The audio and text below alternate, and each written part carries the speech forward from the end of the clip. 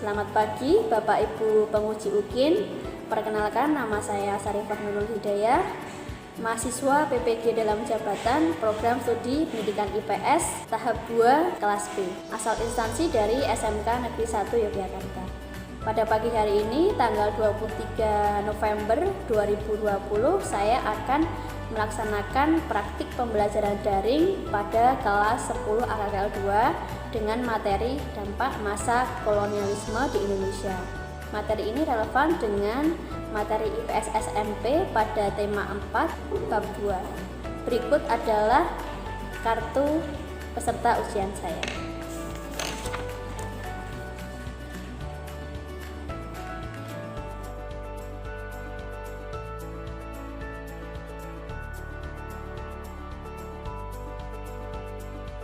Terima kasih dan selamat menyaksikan.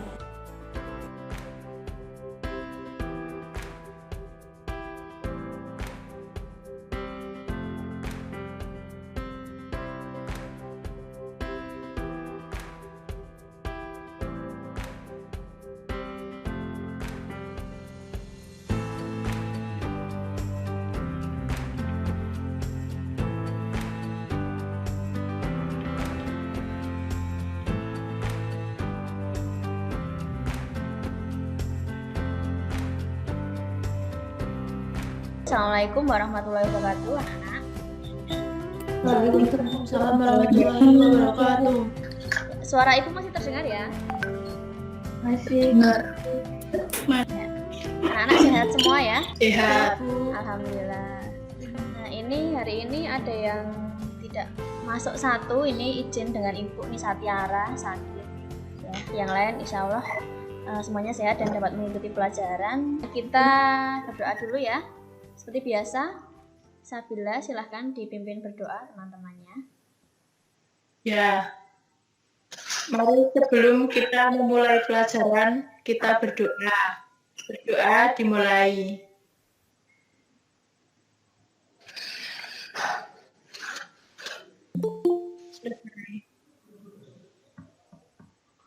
Ya, terima kasih Sabila sudah memimpin doa teman-temannya. Anak-anak semua kelihatannya semangat ya hari ini ya. Ya. Kita yel-yel dulu ya, biar semangat ya. SMK Negeri 1 Yogyakarta, berkualitas, berkarakter, berakhlak, berbudaya. Terima kasih, tepuk tangan buat AKKL 2. Kompak anak-anaknya ya. Untuk pembelajaran kali ini masih ingat ya, tata tertibnya. Kalau anak-anak ingin menyampaikan pendapat, silahkan di unmute mikrofonnya. Nah, kalau ibu sedang berbicara, silahkan di mute mikrofonnya. Jelas ya, anak-anak? Ya, Bu. Ya, oke. Baik. Anak-anak masih ingat pembelajaran kita pada minggu kemarin? Dampak. Iya. Ya, dampak masa kolonialisme di Indonesia. Nah, tanpa disadari, berbagai aspek kita itu terpengaruh oleh masa kolonialisme di Indonesia. Nah, karena memang bangsa kolonial itu sangat lama sekali berada di Indonesia, ya, bahkan ratusan tahun. Nah, ternyata pendudukan bangsa Eropa di Indonesia itu pengaruhnya masih dapat kita rasakan sampai sekarang. Dan kadang kita itu tidak sadar bahwa beberapa hal itu merupakan pengaruh dari kolonialisme Eropa di Indonesia. Salah satu contohnya adalah penggunaan kosakata sehari-hari. Nah, ini kita lihat slide di bawah ini. Anak-anak silahkan amati. Nah, ini terlihat tulisannya ya. Kata dalam bahasa Indonesia: sepatu, bangku, kelas, pistol, sandal, buku, telepon. Ya. Nah, anak-anak tahu tidak asal kata beberapa kata tersebut dari bahasa mana? Ada Inggris, terus mana lagi? Portugis. Ada Inggris, ada Portugis, ada Spanyol. Nah, contohnya apa? Kalau bahasa Jawanya berpergian apa? Piknik? Plesir. Nah, plesir ya. Plesir itu dari bahasa Belanda. ejaannya Plezire, plezire. Nah, itu ternyata dari bahasa Belanda. Lalu ada juga sepeda, bahasa Jawanya apa? Pit ya. Nah, pit itu juga dari bahasa Belanda, tulisannya FIETS. Bahasa kita sehari-hari ternyata banyak sekali yang merupakan serapan dari bahasa-bahasa asing, terutama bahasa Eropa. Nah, itu salah satu contohnya pengaruh masa kolonialisme Eropa di Indonesia bagi Indonesia. Nah, untuk yang lain-lain akan kita pelajari hari ini. Nah, jadi hari ini kita akan belajar tentang dampak penjajahan bangsa Eropa bagi Indonesia. Ya. Tujuan kita pada pembelajaran kali ini ya, bisa anak-anak lihat pada slide itu nanti kita akan menjelaskan dan menganalisis dampak politik, budaya, sosial, ekonomi, pendidikan pada masa penjajahan bangsa Eropa bagi kehidupan bangsa Indonesia di masa kini dengan baik sampai dengan lahirnya pergerakan nasional dan Sumpah Pemuda.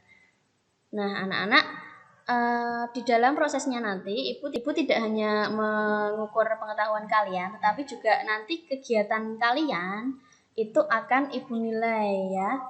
Ada nanti kerjasama, disiplin, dan lain sebagainya dalam diskusi memberikan kontribusi dalam pembelajaran kalian. Kenapa kita penting untuk mempelajari materi ini? Karena kita tahu ya, masa kolonialisme di Indonesia itu kan lebih banyak memberikan persepsi negatif ya, bahwa memang penjajahan itu yang merugikan bangsa Indonesia, menyengsarakan bangsa Indonesia, membawa penderitaan yang sangat membekas di hati rakyat Indonesia. Tetapi di samping itu ternyata ada loh 1-2 hal yang membawa positif. Jadi tidak semua itu sifatnya negatif, tetapi ada juga beberapa hal tersebut ternyata membawa pengaruh positif bagi kehidupan masyarakat Indonesia. Untuk kegiatan kita pada hari ini ya, anak-anak tadi sudah mengerjakan pretest ya? Ya, terima kasih. Ya. Oke. Jadi kita ini ada pada tahap pendahuluan, kemudian nanti kegiatan yang kedua mengerjakan LKPD dengan cara diskusi kelompok di WhatsApp, dan yang terakhir kita presentasi sampai dengan penutup kita menggunakan room ini lagi. Begitu ya, anak-anak. Jelas sampai di sini? Jelas. Ya, oke. Ya. Gambar apa itu? Sekolah SMP 6. Ya, SMP Negeri 6. Sekarang anak-anak silahkan boleh bertanya beberapa hal terkait gambar yang ada di slide tersebut. Saya, Bu. Oh ya, Maidina silahkan bertanya, boleh. Apakah bulan tersebut peninggalan kolonial?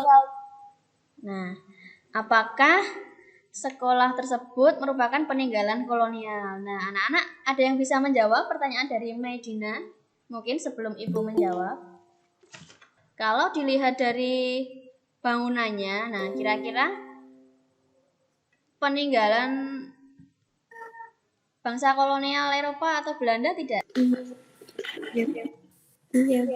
Ya, betul ya Novinda dan Jusen.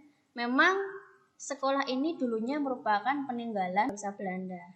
Ya, karena di sekitar Jetis itu memang merupakan saksi pendidikan di zaman kolonial ya. Tidak cuma SMP 6, tetapi ada juga SMK 2, SMK 3. Nah, itu juga merupakan peninggalan bangsa kolonial. Berawal dari politik etis di mana salah satu programnya adalah edukasi. Nah, itu nanti akan kita bahas lebih lanjut pada materi kali ini. Ya, ada lagi yang lain? Pertanyaan Saya ya, Vena. itu dulu digunakan untuk apa sekolahnya? Nah, itu digunakan untuk apa sekolahnya? Apakah seperti sekarang untuk SMP ya? Sekarang kan untuk SMP. Nah, dulu itu awalnya bukan untuk sekolah seperti kita ya, sekolah umum, tetapi awalnya merupakan namanya HIS atau Holland Islands School, di mana sekolah ini mencetak calon guru. Nah, calon guru SMP dan calon guru SMA. Nah, kemudian seiring berjalannya waktu, sekolah ini kemudian dijadikan gedung SMP, Sekolah Menengah Pertama. Nah, itu. Ada lagi? Satu lagi pertanyaan mungkin? Ya, Rosita. Apa yang banyak ditinggalkan kolonial? Oh ya, apa yang banyak ditinggalkan oleh bangsa kolonial? Nah, pertanyaan dari Rosita ini akan kita bahas dan kita jawab melalui pembahasan kita kali ini. Nah, jadi silahkan anak-anak simak beberapa materi di bawah ini ya. Jadi tidak hanya pendidikan ya anak-anak, tetapi di sisi lain banyak sekali pengaruh-pengaruh tersebut di berbagai bidang kehidupan kita. Ada bidang politik, ekonomi, sosial budaya, dan pendidikan yang tadi kita bahas. Dan tidak semua dampak itu sifatnya negatif, tetapi ternyata beberapa juga ada yang positif. Nah, anak-anak setelah ini silahkan membuka classroom masing-masing, kemudian mendownload LKPD dan juga materi yang telah Ibu share. Lalu kerjakan secara kelompok ya, berpasangan seperti yang kemarin. Nah, gitu ya anak-anak, paham? Ya.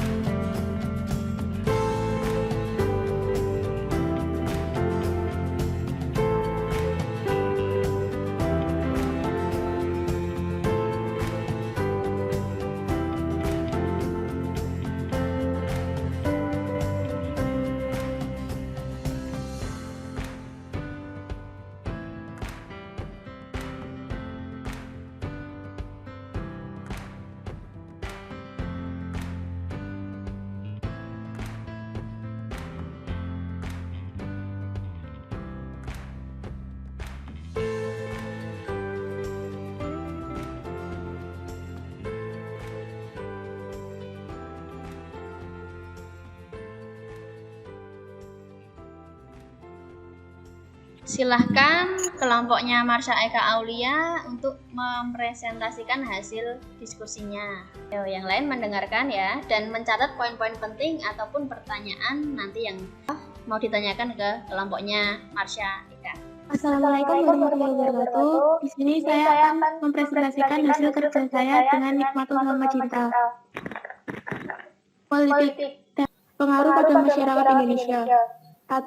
Sistem pemerintahan di Indonesia sekarang merupakan warisan dari pemerintah kolonial Belanda. Setiap daerah dipimpin oleh seorang gubernur. Yang kedua, dalam sistem pemerintahan jabatan tertinggi yang bisa dipegang oleh masyarakat pribumi adalah bupati dan di bawahnya terdapat perdana dan patih. 2. Bidang sosial budaya. Dampak 1. Kedatangan bangsa Eropa ke Nusantara mempengaruhi sosial dan kebudayaan bangsa Indonesia. Pengaruh tersebut mulai dari kosakata, bahasa, musik, seni tari, pakaian, arsitektur, hingga kepercayaan. Pengaruh pada masyarakat Indonesia. Bangsa Eropa mempengaruhi model-model penampilan orang Indonesia. Namun sekarang masyarakat seharusnya bisa menyaring mana model yang sesuai dengan kepribadian Indonesia dan mana yang tidak sesuai. Banyak masyarakat yang menganut agama Katolik dan Kristen Protestan, serta penggunaan kosakata sehari-hari banyak dari bahasa Indonesia yang merupakan kata serapan asing. 3. Bidang ekonomi. Dampak penjajahan bangsa Eropa mengakibatkan munculnya kongsi dagang yang memonopoli perekonomian, sistem tanam paksa, serta sistem ekonomi modern. Pengaruh pada masyarakat Indonesia. Dengan datangnya bangsa Eropa, masyarakat Indonesia diperkenalkan pada mata uang di masa Raffles dengan menjalankan kebijakan sistem sewa tanah. Diperkenalkan uang kertas dan logam mendorong munculnya perbankan modern di Hindia Belanda. Boleh memberikan tanggapan ataupun pertanyaan atau komentar terkait dengan presentasi yang telah dilakukan. Yuk, Maidina. Oh ya, Maidina. Silahkan, boleh bertanya. Adakah dampak positif dalam bidang sosial budaya terkait dengan masa kolonial tersebut? Oh ya. Bisa terdengar ya pertanyaan dari Maidina untuk kelompok Salma dan Marsya? Ada, Ya. karena dikenalnya sistem modern. Misalnya seperti kosakata, bahasa, musik, seni tari, pakaian, arsitektur, dan kepercayaan. Oh ya.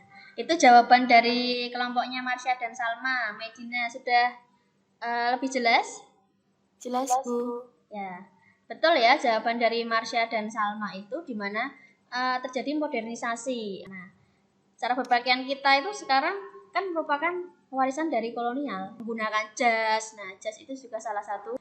Terus di bidang seni musik, kita mempunyai seni musik ya, seni musik keroncong. Kita mengenal tari-tarian, dansa. Nah, itu ada lagi yang mau mencoba presentasi? Selamat pagi teman-teman. Saya Zenza Mafira. Saya akan menyampaikan pekerjaan kelompok saya dengan 2 habsah. Berikut pekerjaan saya di bidang ekonomi. Dampak bidang ekonomi adalah bangsa Eropa membuat aliran irigasi untuk pertanian. Pengaruh di bidang ekonomi bagi bangsa Indonesia adalah perkembangannya pertanian di Indonesia. Di bidang pendidikan, dampaknya adalah pendidikan bangsa Eropa membuat kalangan atas bangsa Indonesia sekolah untuk kemajuan politik etis Belanda. Pengaruh di bidang pendidikan bagi bangsa Indonesia adalah banyak munculnya kaum terpelajar dan membuat Indonesia merdeka. Terima kasih Jusen sudah mempresentasikan hasil kerjanya. Nah, dari teman yang lain boleh bertanya atau memberi komentar. Saya Bu, Ya, Novinda silahkan. apakah dalam bidang ekonomi tersebut hanya itu dampak ekonomi di Eropanya? Penghasilan pengusaha pribumi makin berkurang gimana, Bu? Penghasilan pengusaha pribumi semakin berkurang. Itu dampak negatif ya. Waktu itu ekonomi kan dimonopoli oleh bangsa Eropa. Salah satunya adalah VOC tadi. Jadi dengan adanya monopoli tersebut, pengusaha yang asli pribumi ya penghasilannya jelas berkurang karena semuanya dimonopoli oleh bangsa Eropa. Gitu. Itu salah satunya. Ya. Terima kasih ya Najwa dan Bu Jusen sudah menjawab pertanyaan dari Novinda.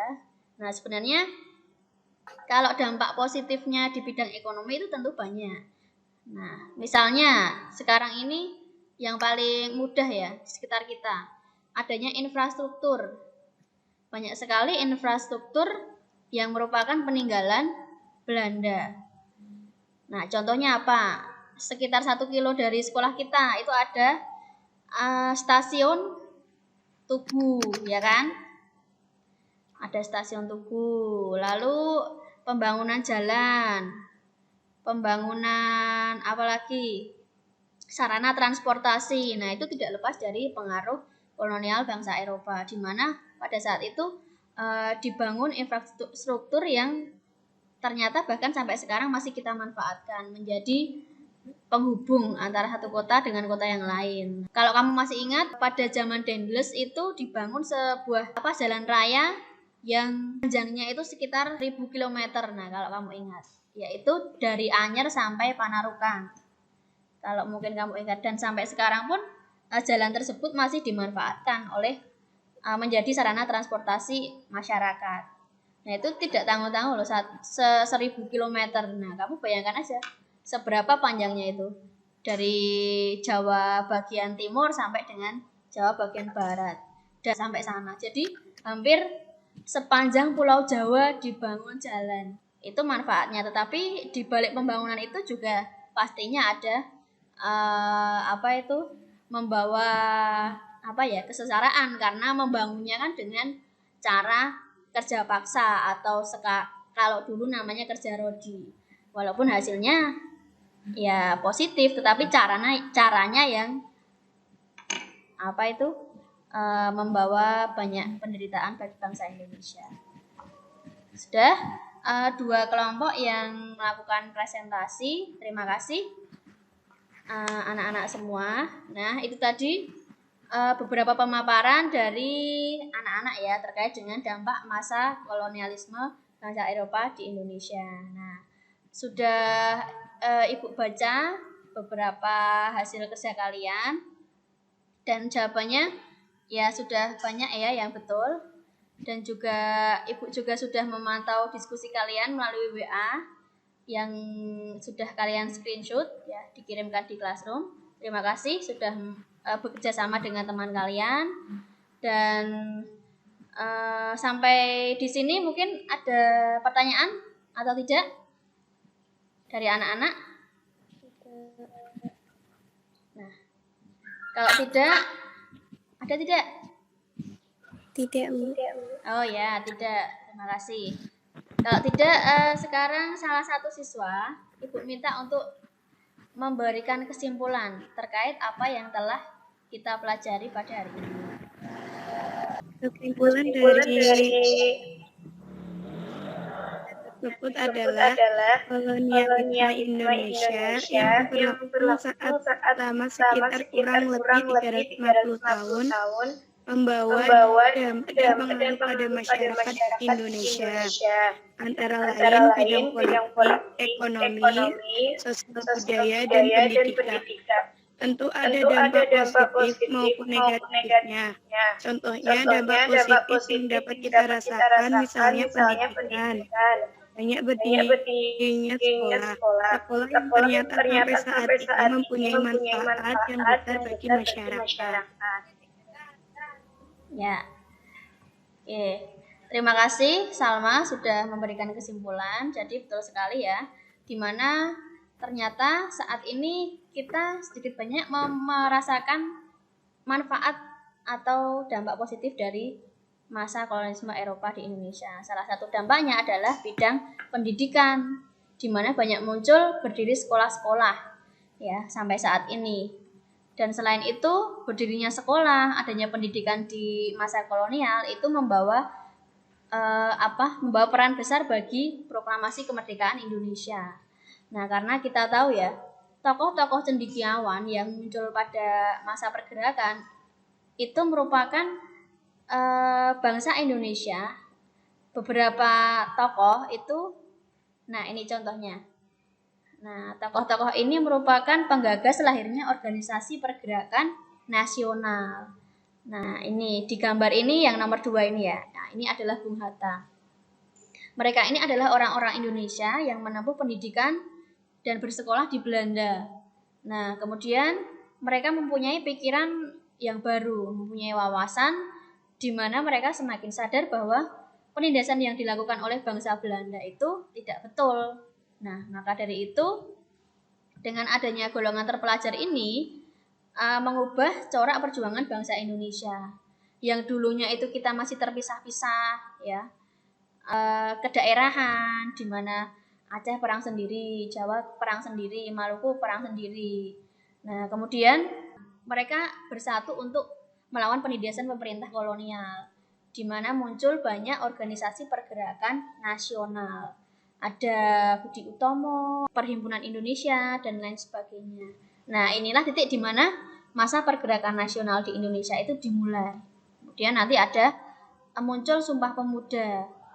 Nah, para pemuda dari berbagai daerah berkumpul menjadi satu, mengikrarkan bahwa kita itu satu tanah air, satu tumpah darah, yaitu Indonesia. Tidak bisa terpecah belah.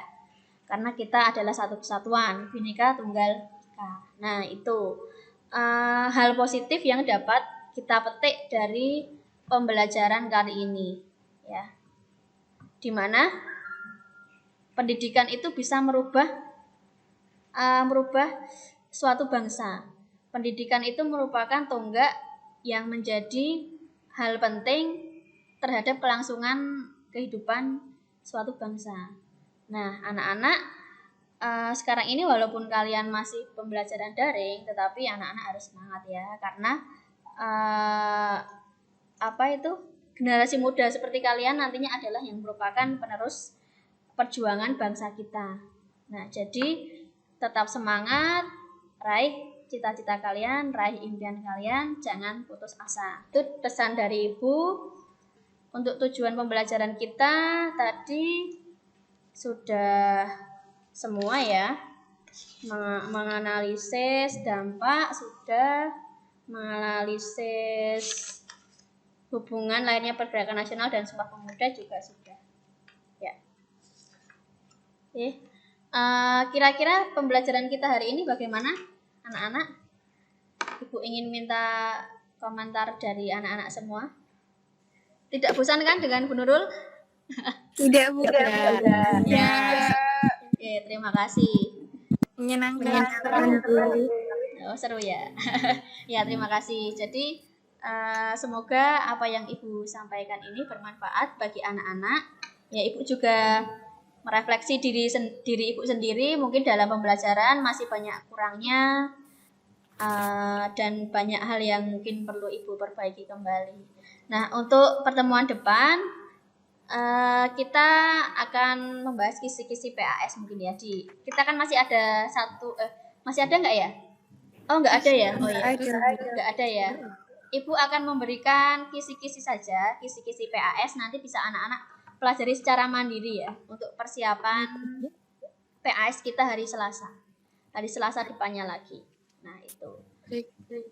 Lalu Ibu juga akan memberikan post test untuk mengetahui ketercapaian kita pada materi kali ini. Silakan anak-anak kerjakan. Terima kasih.